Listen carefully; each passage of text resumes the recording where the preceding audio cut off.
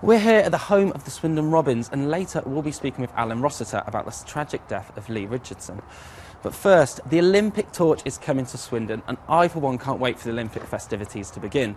The torch will arrive on day 6 of its 70-day tour around the country. It all starts at Royal Wootton Bassett at 12:30 before heading on to Swindon for 1 p.m.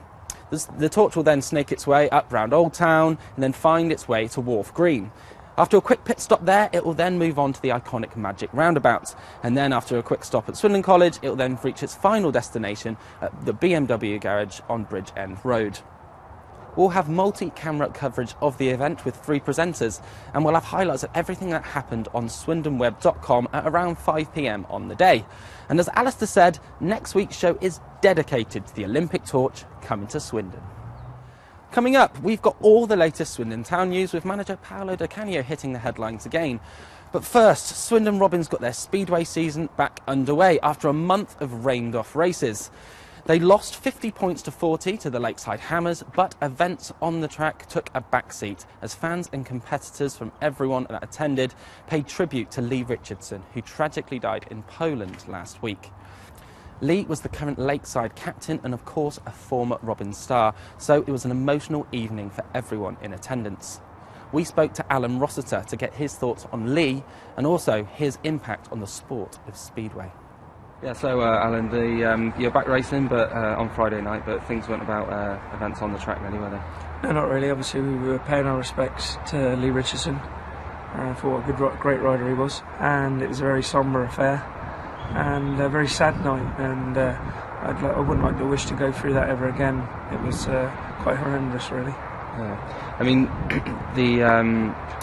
just want to talk about Lee kind of as a rider, really. First of all, I mean, what kind of a rider was he? He was here kind of a few seasons, wasn't he? And he done really well for the Robins. Yeah, he done very well, but unfortunately, the way the rules went, we had to release him, and because we had to accommodate either him or Lee Adams, and obviously at the time Lee was like a cut above everybody, and that's the route we went down. But Lee was an ultra professional guy. It always immaculately turned out in the Hagen Shocks team's colours over 12 years now, and a real long-serving sponsorship deal that he had with them.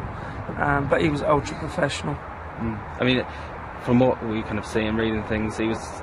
A lot of people talk about just what a great guy he was. I mean, I'm sure you would echo those sentiments. Yeah, he always, anybody, all the track staff up there loved him because he always had time. He'd walk up and talk to them. They'd come up and talk to him, and no matter what it was, he always had time and he always had a conversation with them. I think that just goes, just shows what sort of guy he was. Yeah, I mean, he knew his racing, didn't he? Some say he might have even been a pundit in the future. Just, I think so. I think lately he's got quite a level head on him. And again, the sad thing, he's only 33 years of age, and certainly he had the knowledge, and whatever he did things properly. He was, like I said, he was immaculately turned out every time, and even in himself he was, professional to the end. Right, I suppose looking at events kind of on the track now, it was a month off pretty much, wasn't it?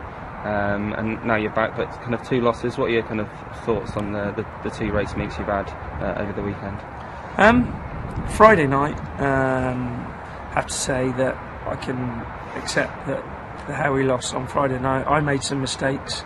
I wasn't totally on the game. I thought I was prepared for it, but obviously I wasn't. The long break, I just made a couple of bad mistakes, and I put my hand up, and but I'm now back on it.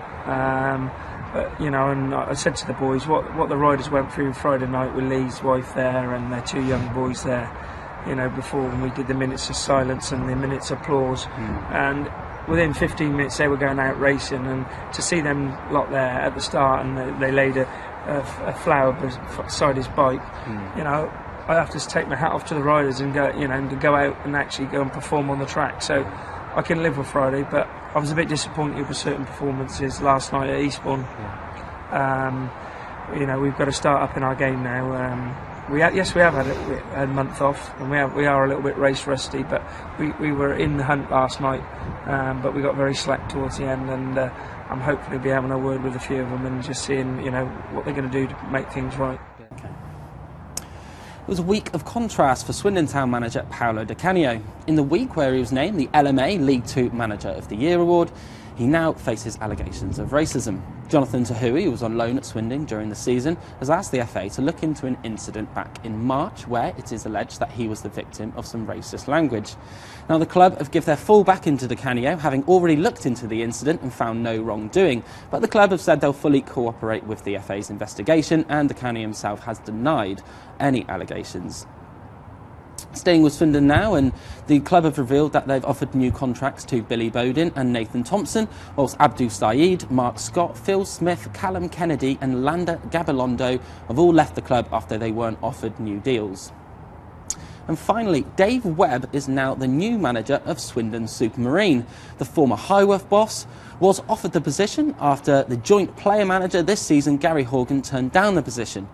Now, Webb has won 2 trophies in 4 years at Highworth, and no doubt he'll be looking to replicate those successes with Marine after their relegation this season. That's all your sports news for now, but join me again next week. We'll have all the latest Speedway action, plus we hope to have an interview with the new Supermarine manager, Dave Webb.